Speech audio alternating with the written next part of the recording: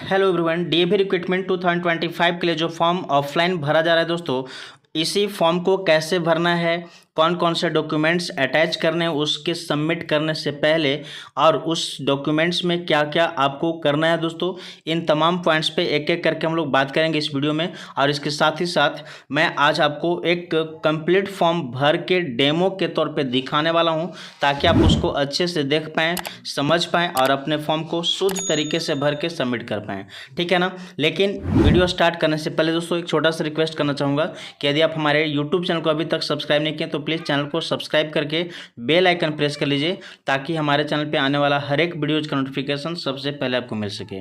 साथ ही साथ आप हमारे टेलीग्राम चैनल से भी जुड़ जाएंगे दोस्तों, क्योंकि वहाँ पे भी बहुत सारा मैसेज इन्फॉर्मेशन आपको दिया जाता है। और मैं आपको एक बता दूँ कि बहुत जल्द मैं आपको डीएवी सीबीटी एग्जाम का जो प्रीवियस ईयर का क्वेश्चन है वो सारा क्वेश्चन का PDF आपको टेलीग्राम पर ही देने वाला हूँ। सो प्लीज़ आप टेलीग्राम चैनल से भी जरूर जुड़ जाएंगे। ठीक है, तो चलिए हम लोग शुरुआत करते हैं इस वीडियो को। दोस्तों मैं आपको बता दूं कि ऐसा ही फॉर्म जब आप लेंगे तो जाकर के या तो डीएवी के किसी स्कूल से ले सकते हैं, लोकल स्कूल से, या नहीं तो आप इसके वेबसाइट से डाउनलोड कर सकते हैं। ठीक है, और इसके बाद इसको डाउनलोड करने के बाद दोस्तों इसको PDF का प्रिंट आउट करा के आप अपने फॉर्म को भरना है। ठीक है, भरेंगे। देखिए फॉर्म भरने से पहले आगे की बात करने से पहले दोस्तों सबसे ऊपर टॉप पे यहाँ पे देख रहे हैं आप, लिखा हुआ है paste your latest photograph here, यानी आपको अपना लेटेस्ट रिसेंट का, अभी का, हाल ही का फोटो यहाँ पे पेस्ट करना है, चिपकाना है। ठीक है, इसके बाद आगे क्या करना है दोस्तों, इसके बाद आगे बोल रहा है कि पोस्ट अप्लाइड फॉर, आप कौन से पोस्ट के लिए अप्लाई कर रहे हैं वो आपको सेलेक्ट करना है, यानी टीचिंग पोस्ट के लिए कर रहे हैं या नॉन टीचिंग के लिए। अब टीचिंग के लिए अगर करें तो दोस्तों यहाँ टीचिंग वाला में टिक कर देंगे। इसमें टीचिंग में भी 4 पोस्ट के लिए है, PRT, PGT, TGT and nursery teacher. तो किसके लिए आप अप्लाई करना चाहते हैं उसको, मान लीजिए कि आप PGT के लिए करते हैं, आप ले देंगे PGT। ठीक है ना। PGT में कौन सा सब्जेक्ट, मान लो सपोज करो आप इंग्लिश के लिए अप्लाई कर रहे हैं तो लिख देंगे PGT इंग्लिश, यहाँ पे इंग्लिश। ठीक है, इसके बाद अगर आप मान लीजिए सपोज कीजिए कि आप नॉन टीचिंग के लिए अप्लाई करें तो आप नॉन टीचिंग वाला में यहाँ टिक लगाएंगे, और यहाँ पे नॉन टीचिंग के लिए कौन सा पोस्ट क्लिक करें, मान सपोज करो लाइब्रेरियन क्लिक करो तो लाइब्रेरियन यहाँ भर देंगे। ठीक है ना, ऐसे करके आप इसको फिल कर लेंगे। इसके बाद दोस्तों आपका आगे अगला है पर्सनल इन्फॉर्मेशन, आपका अपना पर्सनल इन्फॉर्मेशन देना है, जिसमें आपका सबसे पहले है फर्स्ट नेम। अगर मान लो कि आपका नाम है ऐसे मोहन कुमार, ठीक है, मोहन कुमार, तो फर्स्ट नेम में आप सिर्फ मोहन लिखेंगे और लास्ट नेम में कुमार लिख देंगे, यानी कि यहाँ पे आपका मोहन और यहाँ पे कुमार होगा। लेकिन दोस्तों अगर आपका नाम है मोहन कुमार सिंह, ठीक है, मोहन कुमार सिंह, ठीक है, तो आपका जो होगा दोस्तों सो फर्स्ट नेम में है ना, फर्स्ट नेम में आपका हो जाएगा इतना, मोहन कुमार हो जाएगा फर्स्ट नेम में, और लास्ट नेम में हो जाएगा आपका सिंह ओनली। ठीक है, तो ये आपकी हो जाएगी। इस तरह से आपको फॉर्म में ये नाम भरना है। इसके बाद आपको अगला भरना है father name, mother's name, nationality, तो नेशनलिटी सभी का इंडियन हो जाएगा। इसके बाद रिलीजन, आप अपने रिलीजन के अनुसार आप सेलेक्ट कर लेंगे कौन सा रिलीजन है, यहाँ पे फिल कर देंगे। फिर आपका डेट ऑफ बर्थ, पहले डेट, उसके बाद कौन सा महीना था, वो महीना का नाम न लिख करके उसका नंबर लिखना है, पहला दूसरा ऐसा ना। इसके बाद फिर ईयर। इसके बाद दोस्तों जेंडर चुनना है, कौन सा जेंडर है, आप मेल है तो मेल, फीमेल है तो फीमेल को। ठीक है, इसके बाद आगे क्या करना है, इसके आगे दोस्तों बोल रहा है रजिस्टर्ड मोबाइल नंबर। आपका जो मोबाइल नंबर यहाँ पे देना है दोस्तों, ये mobile number registered mobile number होगा। रजिस्टर्ड कहने का मतलब वो मोबाइल नंबर जो आपके बैंक अकाउंट से, आधार कार्ड से जुड़ा हुआ हो, रजिस्टर्ड हो। ठीक है ना, वो मोबाइल नंबर यहाँ पे देना है। और इसके बाद यहाँ पे व्हाट्सअप नंबर देना है। अगर registered mobile number plus WhatsApp का दोनों का अगर नंबर सेम है तो दोनों जगह सेम नंबर दे देंगे, और अगर अलग अलग है तो अलग अलग लिख देंगे। क्लियर है। इसके बाद आपका यहाँ पे परमानेंट एड्रेस पूछ रहा है, आप अपना एड्रेस फिल करेंगे। ठीक है, एड्रेस, परमानेंट एड्रेस देने में इसमें आप कर सकते हैं दोस्तों विलेज, पोस्ट, PS, डिस्ट्रिक्ट। इसके बाद कौन सा सिटी, आप कौन सा सिटी में रहते हैं उस सिटी यानी शहर का नाम, नज़दीक का है ना। फिर स्टेट, इसके बाद आप जहाँ का एड्रेस दे रहे हैं वहाँ का पिन कोड क्या है वो भर देंगे। इसके बाद आप अपना ईमेल आईडी देंगे, जो ईमेल आईडी आपका हमेशा चालू रहता है। ठीक है, ऐसा नहीं कि जो ईमेल आईडी बंद हो गया हो वैसा ईमेल आईडी नहीं देना है, जो भी एक्टिव है और सब दिन रहेगा वैसा ईमेल आईडी को आपको फिल करना है। क्लियर। इसके बाद आप क्या करेंगे दोस्तों, आगे बोल रहा है प्रोफिशिएंसी इन कंप्यूटर्स। अगर आपके कंप्यूटर में नॉलेज है तो आप यस टिक लगाएंगे, और नहीं है तो फिर नो वाला में टिक लगाएंगे। लेकिन मैं आपको बोलना चाहूँगा कि आपके पास सर्टिफिकेट हो या नहीं हो, वो ज़्यादा मैटर नहीं रखता है। सर्टिफिकेट हो तो बहुत बेहतर, नहीं होगा तब भी कोई बात नहीं, बट अगर आपको थोड़ा बहुत भी कंप्यूटर आता है तो इसमें यस में ही टिक लगाएंगे तो ज़्यादा अच्छा होगा ना। इसके बाद स्पोकन लैंग्वेज, ठीक है, यानी कौन कौन से लैंग्वेज आप स्पोक करते हैं, बोलते हैं। तो मान लो हिंदी इंग्लिश है ना, आप अगर हिंदी इंग्लिश बोलते हैं तो लिख देंगे हिंदी और इंग्लिश, ठीक है, ऐसे पूरा कंप्लीट। आप अगर मान लीजिए कि कोई लोकल लैंग्वेज बोलते हैं, तमिल, तेलुगु, पंजाबी, वैसे तो वो भी लिख सकते हैं, और इंग्लिश, ठीक है, जो मतलब लैंग्वेज आपको पता है वो लैंग्वेज। इसके साथ दोस्तों यहाँ पे लिख रहा है अगला क्या, वेदर वर्किंग और worked in any DAV school, क्या आप किसी डीएवी स्कूल में पहले काम किए हैं या काम कर रहे हैं। अगर काम कर चुके हैं तब भी, या काम अभी भी कर रहे हैं तब भी आप यस में टिक लगाएंगे, और अगर नहीं किए हैं तो फिर नो वाला में, ठीक है ना, या पहले भी नहीं किया ना अभी कर रहे हैं, मतलब किसी भी टाइम आप डीएवी में काम किए ही नहीं हैं तो नो में टिक लगाना है, और अगर पहले कभी किए हैं या फिर अभी कर रहे हैं तो यस में, ठीक। और अगर अभी आप कर रहे हैं या फिर पहले किए हैं तो कौन से स्कूल में किए, उस स्कूल का नाम यहाँ पे लिख देना है आपको। क्लियर हो गया बात, यहाँ पे आपको स्कूल का नाम लिख देना है। इसके बाद वहाँ पे कितने साल आपने काम किया, कब से कब तक, वो ईयर लिखना है, कितने साल से मैं इतने तक काम किया, या अभी आप कर रहे हैं तो कब से कर रहे हैं, 2021 से, 20 से, 18 से, कब से अभी तक कर रहे हैं तो लिख देंगे। मान लीजिए कि आप 2018 से करें तो 2018 से लेकर के आप लिख सकते हैं टिल नाउ, है ना, अभी तक।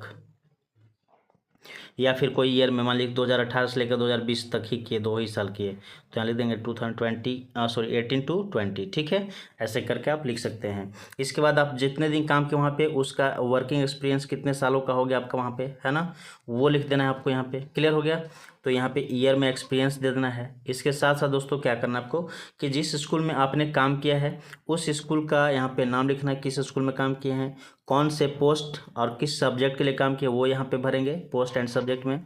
डेट ऑफ ज्वाइनिंग, किस डेट को आप ज्वाइन किए थे वो, अगर स्कूल छोड़ चुके हैं तो कौन से डेट में, किस डेट को आप स्कूल छोड़े हैं, और अगर अभी काम कर रहे थे यहाँ पे लिख देंगे कि कंटिन्यू, अभी भी लिख देंगे ना, या टिल नाउ कंटिन्यू, ऐसा कुछ। इसके बाद एक्सपीरियंस कितने साल का हो गया उस स्कूल में काम करने के बाद, और सैलरी डाउन, कितना सैलरी आपको स्कूल से मिलता था पर मंथ, पर मंथ वाला लिखना है ना, कितना मुझे मिलती थी, ठीक है। इसके साथ अगला क्या करना है, एजुकेशनल क्वालिफिकेशन।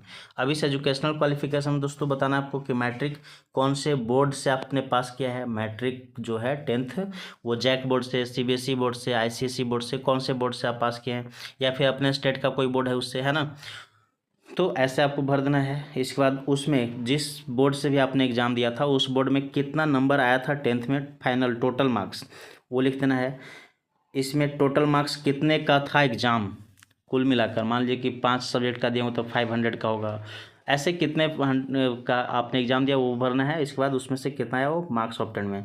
इसके बाद अगर उसको परसेंटेज में भरना है, कितने परसेंट आप, अगर मान लो सीजीपीए में आया था आपका तो यहाँ पे परसेंटेज के ऊपर कर देंगे सीजीपीए डॉट ऊपर करके सीजीपीए से भर देंगे, और यहाँ पे भर देंगे 10 सीजीपीए, 9 सीजीपीए ऐसे करके, ठीक है। इसके बाद डिवीज़न, कौन सा डिवीज़न आपका है। और इसके साथ दोस्तों ये वाला में देखिए क्या है कि बोल रहा है whether passed from correspondence open school non collegiate, मतलब बोल रहा है कि आप कोई कोरस्पॉन्डेंस स्कूल से पास किए हैं रेगुलर से, अगर मतलब जैसे इग्नू से लोग करते हैं, कोई NIOS से करते हैं, ऐसे करके अगर आप मैट्रिक पास किए हो तो आप इसमें यस कर देना है, सिर्फ यहाँ कुछ बनाना नहीं, यस या नो करना है। और अगर आप रेगुलर से किए हैं तो सिर्फ इसमें आपको नो लिख देना है, ठीक है। इस तरह से आपको सारा क्वालिफिकेशन का भर देना है दोस्तों, 10th का हो गया, 12th का हो गया, ग्रेजुएशन का हो गया, पोस्ट ग्रेजुएशन का हो गया, और इसके बाद आगे भी अगर कोई एजुकेशन क्वालिफिकेशन है आपके पास तो उसको भी आप अपने यहाँ से ऐड करके आप फिल कर सकते हैं। क्लियर। इसके बाद देखिए आगे क्या करना है, प्रोफेशनल क्वालिफिकेशन में क्या है दोस्तों, तो प्रोफेशनल क्वालिफिकेशन में बोल रहा है कि प्रोफेशनल मतलब BEd, MEd, NTT, JBT, computer course, ऐसा कुछ अगर आप कर रखे हैं तो वो बताना है। मान लो आप BEd किए तो यहाँ लिख देंगे BEd इसमें, है ना, ये वाला बॉक्स में BEd, वो कौन सा यूनिवर्सिटी कॉलेज से किए हैं वो यूनिवर्सिटी का नाम देना है, कितने मार्क्स उसमें आपने पाया एग्ज़ाम दे करके टोटल में से, और वो टोटल कितने मार्क्स का एग्ज़ाम था, कितना परसेंट आपका आया, कि कौन सा डिवीज़न हुआ, ठीक है ना। और ये भी जो आप BEd या MEd किए हैं वो रेगुलर से किए हैं या फिर कोई कॉरेस्पॉन्डेंस से किए हैं, रेगुलर से किए हैं तो फिर यहाँ पे नो लिख देंगे, और कॉरेस्पॉन्डेंस से किए हैं तो यस लिख देंगे इसमें, ठीक है। चलिए आगे देखते हैं दोस्तों, सर्टिफिकेशंस में बोल रहा है कोई भी टेट, सीटेट या स्टेट एनी अदर ना, मतलब अगर सीटेट या स्टेट अगर आप किए हैं तो आप उसके बारे में यहाँ पे मेंशन कर देना है। क्लियर हो गया। अब आगे देखिए बोल रहा है क्या, how you can contribute to the school beside teaching your subject, मतलब आप स्कूल को अपने सब्जेक्ट पढ़ाने के अलावे और किस तरह से हेल्प कर पाएंगे, उसको मदद कर पाएंगे, ठीक है ना। तो इनमें से है, अगर आप मान लो गेम एंड स्पोर्ट्स में इंटरेस्टेड हो, उसके बारे में नॉलेज है, तो आप लिख सकते हैं गेम एंड स्पोर्ट्स में हेल्प कर पाएंगे, डांस में कर पाएंगे, म्यूजिक में कर पाएंगे, है ना। ऐसे जिसमें आप कर पाएंगे वो सारा कुछ आप यहाँ पे टिक लगा के आप फिल कर देंगे। क्लियर हो गया। ये करना ज़रूरी है दोस्तों, इसलिए क्योंकि अगर आप इस तरह से ज़्यादा चीज़ें देंगे तो ज़्यादा आपको प्रेफरेंस किया जाएगा कि हाँ ये भाई व्यक्ति अच्छा है, बहुत ज़्यादा मल्टी टैलेंटेड रूप में माना जाएगा, ठीक है। इसके बाद जब आप इस तरह से कंप्लीट फॉर्म भर लेंगे तो उसमें देखिए दोस्तों लिखा है साफ साफ कि documents to be attached by candidate, कौन कौन से डॉक्यूमेंट आपको अटैच करना है। तो पहले जितने भी आपने एजुकेशनल क्वालिफिकेशन की बात किए हैं, सारा क्वालिफिकेशन का सर्टिफिकेट्स लगाना है आपको, खासकर उसका फोटोकॉपी, ओरिजिनल कोई नहीं लगाएंगे, गलती से भी भूल कर भी ओरिजिनल नहीं देना है आपको, फोटोकॉपी ही देना है, ठीक है।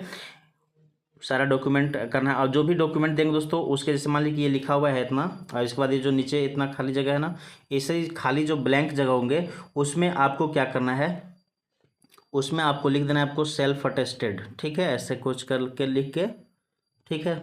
जो लिखा हुआ होगा उसमें जो नीचे ब्लैंक बचा हुआ साफ ब्लैंक खाली, उसमें आपको सेल्फ अटेस्टेड करके अपना साइन करना है ऐसे, ठीक है। जो भी लिखना है मोहन सोहन रोहन ऐसे ना, अपना साइन जो भी है आप अपना सिग्नेचर कर देंगे, ठीक है। सारे डॉक्यूमेंट्स में ऐसा करेंगे, जितने भी फोटोकॉपी अटैच कर रहे होंगे आप सारा में। इसके बाद देखिए दोस्तों अगला बोल रहा है प्रोफेशनल सर्टिफिकेट, तो बीएड एमएड जो भी आप लिखे हैं उसका सर्टिफिकेट का फोटोकॉपी, एक्सपीरियंस लेटर अगर आपके पास है किसी स्कूल में पढ़ाने का एक्सपीरियंस, खासकर एफिलिएटेड स्कूल में, तो उसको भी आप इसमें ऐड कर देंगे, ठीक है। आईडी प्रूफ, आधार कार्ड या फिर ये ड्राइविंग लाइसेंस, पासपोर्ट ऐसा कुछ है तो उसका फ़ोटो दे देना है फोटोकॉपी। 2 फोटोग्राफ लगाना है, 2 मतलब 2 फोटो आपको पेस्ट करना होगा। डिक्लेरेशन जो आपको देखिए यहाँ पे डिक्लेरेशन नीचे दिया हुआ है, ठीक है, ये डिक्लेरेशन भी आपको फिल करना है। इसमें क्या करना है दोस्तों, तो सबसे पहले इसमें ऊपर में लिखना आई अपना नाम, ठीक है। इसके बाद सन ऑफ या डॉटर ऑफ या वाइफ ऑफ, अगर आप किसी के बेटे हैं, किसी की बेटी हैं, किसी की वाइफ हैं, इट मीन्स अगर आपकी शादी हो गई है तो आप यहाँ पे वाइफ अपने हस्बैंड का नाम लिख देंगे, ठीक है। इस तरह से इसके बाद आपको क्या करना है, किस डेट को आप भर रहे हैं वो डेट और मंथ ईयर लिख देना है, कहाँ से भर रहे हैं वो प्लेस एंड अपना सिग्नेचर, ठीक है। इस तरह से कंप्लीट प्रोसेस हुआ दोस्तों फॉर्म भरने का। आपको इस तरह से पूरे फॉर्म को भरना है और इसके बाद एक लिफाफे में इसको बंद करके दोस्तों, ठीक है, और आपको क्या करना है सबमिट करना है अपने नज़दीकी के सेंटर पे, जहाँ पे जिस जोन में आप भर रहे हैं। जैसे मैं ये झारखंड जोन आई का दिखा रहा था, तो झारखंड जोन आई में जो सेंटर बनाया है, 2 सेंटर बनाया है फॉर्म सबमिट करने का, एक लोहरदगा स्कूल में बनाया है और एक डाल्टनगंज में बनाया है। तो किसी का अगर घर लोहरदगा के नज़दीक है तो लोहरदगा स्कूल में जाकर भर देंगे डीएवी में, और जिसका घर नज़दीक है डाल्टनगंज के नज़दीक तो डाल्टनगंज के डीएवी में आकर सबमिट कर देंगे। और अगर कुछ ऐसे कैंडिडेट हैं जिनका दोनों ही स्कूल ज़्यादा दूर पड़ जा रहा है, तो आप इसके लिए एक सुविधा दिया गया है कि आप स्पीड पोस्ट कर सकते हैं अपने जो जिस जोन में आप चाहते हैं उस जोन में, ठीक है, वहाँ के स्कूल के एड्रेस पे आप स्पीड पोस्ट कर सकते हैं। क्लियर। तो ये थी दोस्तों complete information how to fill the form, ठीक है। आशा करता हूँ आप सभी को ये वीडियो पसंद आया होगा, अगर पसंद आया तो प्लीज़ इसे लाइक करें, अधिक से अधिक लोगों तक शेयर करें, ठीक है। फिर मिलते हैं ऐसी कुछ अलग इन्फॉर्मेटिव वीडियो के साथ, तब तक के लिए bye bye, take care, thank you. और हमारे चैनल को जरूर सब्सक्राइब करें दोस्तों, ठीक है।